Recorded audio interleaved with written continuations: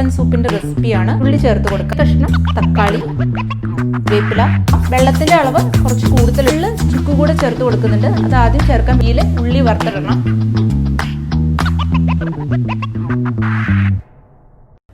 Hi friends, എല്ലാവർക്കും നമസ്കാരം. നമ്മുടെ പുതിയ വീഡിയോയിലേക്ക് എല്ലാവർക്കും ഹൃദയം നിറഞ്ഞ സ്വാഗതം. ഇന്ന് നമ്മൾ വന്നിരിക്കുന്നത് വളരെ ഈസി ആയിട്ടുള്ള അതേസമയം ഹെൽത്തി ആയിട്ടുള്ള ഒരു മട്ടൺ സൂപ്പിന്റെ റെസിപ്പി ആയിട്ടാണ്. അപ്പോൾ ഒട്ടും വൈകാതെ നമുക്ക് വീഡിയോയിലേക്ക് പോകാം. നമ്മൾ ഇന്ന് ചെയ്യുന്നത് വളരെ ഈസിയായി നമുക്ക് കുക്കറിൽ ചെയ്യാൻ പറ്റുന്ന ഒരു മട്ടൺ സൂപ്പിന്റെ റെസിപ്പിയാണ്.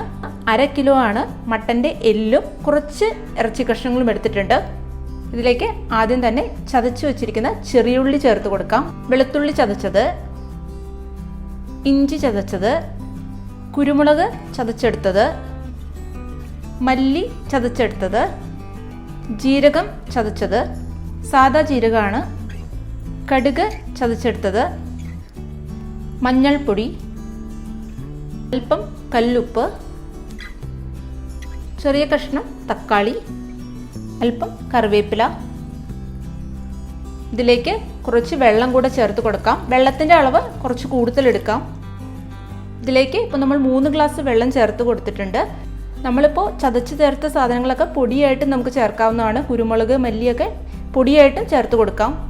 ഒരു നുള്ള് ചുക്ക് കൂടെ ചേർത്ത് കൊടുക്കുന്നുണ്ട്. അത് ആദ്യം ചേർക്കാൻ വിട്ടുപോയതാണ്. ഇനി നമുക്കിത് അടച്ചു വെച്ച് വേവിച്ചെടുക്കാം. എല്ലാം നല്ല സോഫ്റ്റായി കിട്ടുന്നത് വരെ നമ്മളിത് വേവിച്ചെടുക്കണം. വേവിക്കാനായി ഇത് നമ്മൾ സ്റ്റൗവിലേക്ക് മാറ്റിയിട്ടുണ്ട്. എത്ര വിസിൽ വേണ്ടി വന്നു എന്നുള്ളത് ഞാൻ ലാസ്റ്റ് പറയാം. 6 വിസിൽ വന്നിട്ടുണ്ട്. നമ്മുടെ സൂപ്പ് ഇതാ ഇവിടെ നല്ലോണം വെന്ത് വന്നിട്ടുണ്ട്. ഇതിലേക്ക് നമ്മൾ 1 ടീസ്പൂൺ കോൺഫ്ലവർ ചൂടുവെള്ളത്തിൽ കലക്കിയത് കൂടെ ഒരു കൊഴുപ്പിന് വേണ്ടിയിട്ട് ഒഴിച്ചു കൊടുക്കുന്നുണ്ട്. ഇനി ഇത് നന്നായിട്ടൊന്ന് തിളച്ച് വരണം. കോൺഫ്ലവർ ഒക്കെ ചേർത്ത് കൊടുത്ത് സൂപ്പ് ഇതാ നന്നായി തിളച്ച് വന്നിട്ടുണ്ട്. ഇനി നമുക്ക് ഇതിലേക്ക് നെയ്യിൽ ഉള്ളി വറുത്തിടണം. ചൂടായിരിക്കുന്ന ഒരു പാനിലേക്ക് അല്പം നെയ്യ് ചേർത്ത് കൊടുക്കാം. നന്നായി ചൂടായി വന്നിട്ടുണ്ട്. ഇനി നമുക്ക് ഇതിലേക്ക് അരിഞ്ഞു വെച്ചിരിക്കുന്ന ചെറിയ ഉള്ളി ചേർത്ത് കൊടുക്കാം.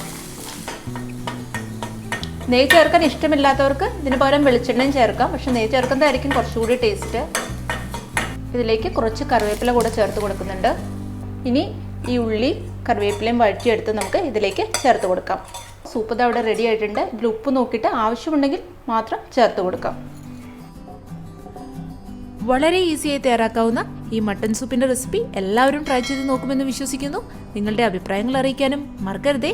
അപ്പോൾ മറ്റൊരു കിടിലൻ വീഡിയോയുമായി ഞങ്ങൾ വരുന്നവരെ എല്ലാവർക്കും ബൈ.